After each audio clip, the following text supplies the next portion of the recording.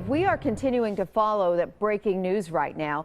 Details on that Amber Alert out of Bowling Green, Kentucky have come in. The child is a 5-year-old girl, Aubrey Madison Johnson. She has a chipped front tooth, a scar on her left thigh, pierced ears. She was last wearing a blue jean shirt and jeans with white flowers. She has a lime green bow in her hair. Authorities say the suspect, 21-year-old Rike Griffin, assaulted the child's mother first and then took off with Johnson.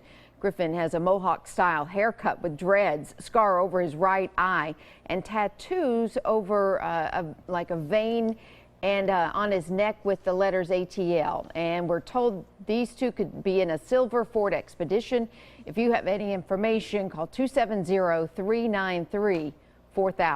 All right, now talking again about that weather out there. It has been a mess this morning. A lot of wet weather. The rain's been coming down all night, causing some flooding issues. Let's check on Richland Creek right now. That's in the Bellmead neighborhood, and News Channel 5's Matthew Torres is there right now. Looks more like a river there behind you than a creek. Yeah, it really is. If you take a boat and just ride down here, you can certainly go through this creek. Now, you said it looks like a river because it certainly is. Let me step out of the way. The showers that we saw earlier, just even less than an hour ago, certainly did not help the situation at this point. Now, we are on Clarendon Avenue and Harding Pike again, and as you can see, as we tilt up, there is a gate that's blocking the roads right now. So certainly people living in the area have to dodge this area because of the high water. As you see, the signs there says it's impassable at this point because of the high levels of the water. Like I said, it is quite the mess, as you can see, but good thing that there is the water, so just be careful out there. Overall, Richland Creek, again, overflowing from the heavy downpours that we saw overnight. We'll check up on the conditions here, but really, try to avoid the area, and it's at this point the gates are blocking this road as well. We are reporting live in Bellmead. Matthew Torres, News Channel 5 HD. Thank you, Matthew. And shocking new developments connected to a gang rape in Florida making national headlines. One of the suspects is a student at MTSU.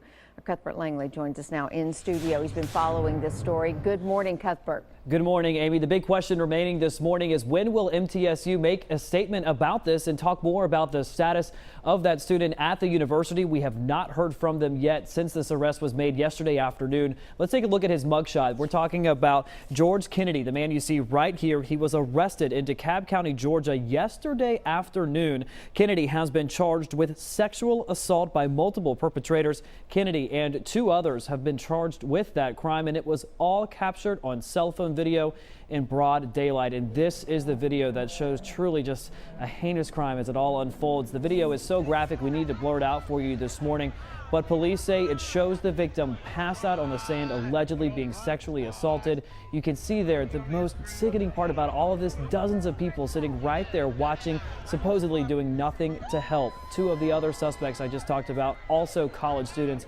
They were attending Troy University in Alabama. There's a 4th person also in that video. I'm told an arrest is pending on that, but we don't know who they're looking for this morning. The sheriff in Bay County truly summed it up the best way possible, calling this crime sickening and repulsive. Back to you guys. All right, Cuthbert, thank you. And we continue to follow more developing news out of Hendersonville this morning. 4 men on the run after an armed robbery that happened overnight. An 18-year-old man claims he was leaving his home on Donna Drive when 4 guys in dark hoodies held him at gunpoint, forced him back inside, and then robbed him at the home. The victim's younger brother was also there, but thankfully no one was hurt. If you know anything about this, call the Hendersonville Police Department. Also, new details about a shooting in Hendersonville that sent a man to the hospital in critical condition. Police have arrested Michael Hughes, but a second gunman is still wanted. Detectives tell us Hughes and that second suspect shot Kiefer Anderud during a drug deal early yesterday. Hughes is charged with attempted murder and aggravated robbery. Anyone with details about the crime should call Crime Stoppers 615-573-5400. Also new this morning, a traffic stop led to a drug arrest here in Nashville. Officers stopped a pickup truck on 8th Avenue South just a couple of hours ago. Inside, they found 4 people, marijuana, hash, painkillers, and a large amount of cash. 2 people were arrested and they're facing multiple charges. Smyrna police have released a video of a burglary suspect this morning. They say the guy in the surveillance video broke into the Great Clips on Sam Ridley Parkway on April the 10th, just before 5 in the morning. No one was hurt in that robbery. If you have any information, call the police there in Smyrna. 615-267-5146 is their number. And also new this morning, an accused killer is waking up behind bars. Joseph Bradley, it's reported, charged with first-degree murder, accused of killing Deborah Cosby at a home outside of Elton on Tuesday. It's not clear how Cosby died. Bradley's being held on a $1 million bond right now.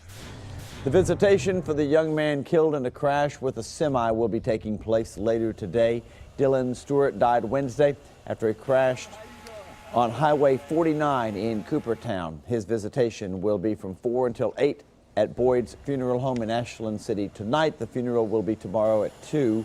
The family has set up a GoFundMe account to help pay with the mounting funeral expenses. If you would like to help donate, just go to newschannel5.com. This morning, we know the identities of those 2 victims killed in a fire in Dixon. The TBI has identified them as John Goldtrap and Lisa McDonald. Their 2 bodies were found inside a duplex on McFarland Lane Wednesday. Once crews got the fire under control, investigators said the fire looked suspicious. The TBI later ruled the fire a homicide investigation. And a new development in the Holly Bobo murder case. The special prosecutor isn't going anywhere. A judge made that ruling yesterday after attorneys for Zach and Dylan Adams claimed Jennifer Nichols had a conflict of interest. Nichols is the Shelby County Assistant DA. Zach Adams and Jason Autry are accused of killing and kidnapping Holly back in 2011. Dylan Adams is charged with raping her the day she disappeared. All 3 will be back in court on June 3rd. Well, for the second time in a week now, another set of animals had to be rescued from horrible living conditions. This time we're in Lebanon at a trailer park. 10 dogs found with inadequate shelter, hardly any food, most of them chained up in deep mud. Several of the small dogs had lots of medical problems. All of them were underweight. The group known as Animal Rescue Corps worked with New Leash on Life to save these animals. They're now at an emergency shelter. And on Sunday, that same group was in Coffee County helping the sheriff's department there rescue about 90 animals from a situation that was deplorable in Manchester.